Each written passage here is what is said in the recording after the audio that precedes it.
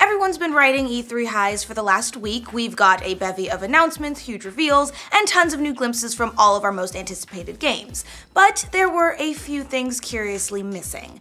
Now that all the E3 afterglow has faded a little bit, we thought we'd take a look at all the biggest holdouts and disappointments of the show, from the games that didn't make an expected appearance to the titles who didn't quite bring their A-game. There were a few major AAA titles we knew wouldn't be a part of E3 this year, like Halo 6 and Red Dead Redemption, but there were quite a few that were heavily rumored to be revealed, only to leave fans disappointed when they ultimately weren't. There were a few games in particular that topped that list, namely Bethesda's new IP Bloodborne 2, or something from the Soulsborne family, and Sucker Punch's new PS4 exclusive.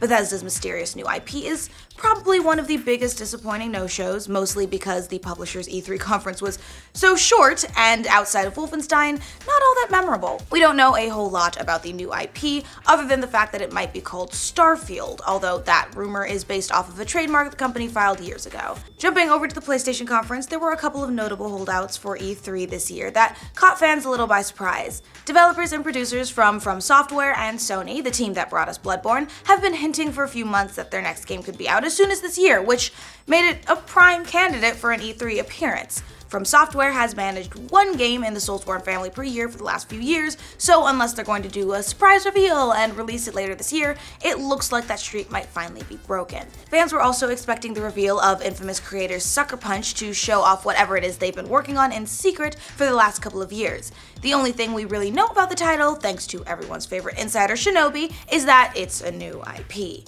As for Nintendo, there were a couple of reveals that people were hoping for at E3, but ultimately never happened. First up was the rumored Pikmin world for the Switch. Now, it's important to note that Nintendo has never confirmed its existence, but Shigeru Miyamoto himself has said that the next Pikmin game is in development, so guess we'll have to keep waiting. And as for Animal Crossing, pretty much everyone has been anticipating a game for the Switch given the console's portability. And you know, what better time to bust that out than E3? Sadly, no dice. Guess we'll just have to pass the time playing Stardew Valley until then and put on some KK Slider jams and just mesh it all together and we'll make our own Animal Crossing. So, what else did we not see revealed at E3? Oh yeah, remember that talk about a Resident Evil 2 remake? Well, it's recently been reported that the remake is real and coming soon, but apparently Capcom is allergic to advanced publicity because it was nowhere to be seen at E3.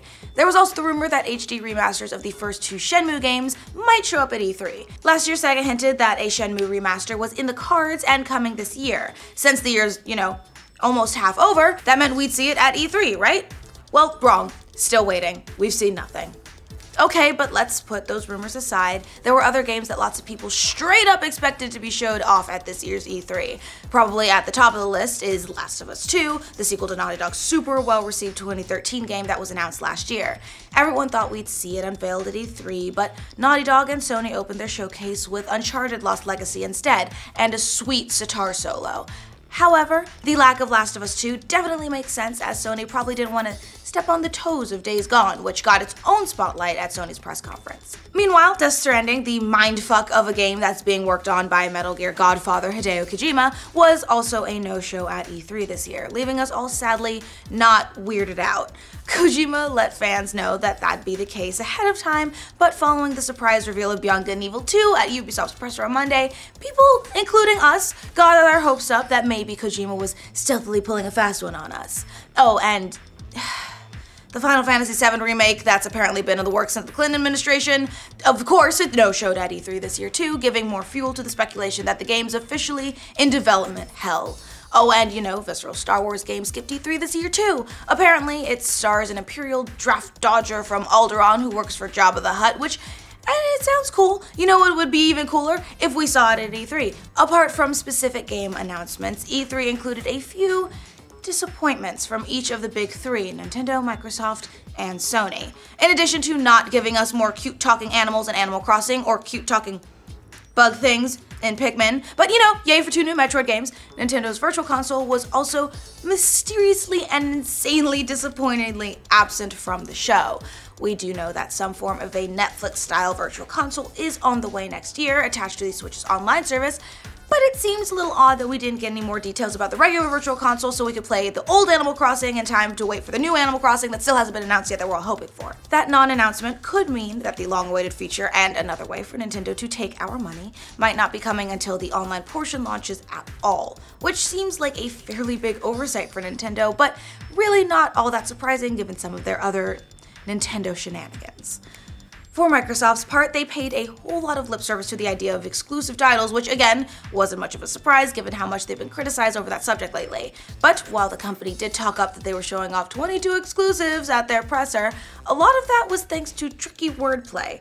Most of the exclusives they demoed weren't exclusive at all, but instead were console launch exclusives, meaning they were either coming to Xbox first after already existing on PC, or just timed exclusive for Xbox.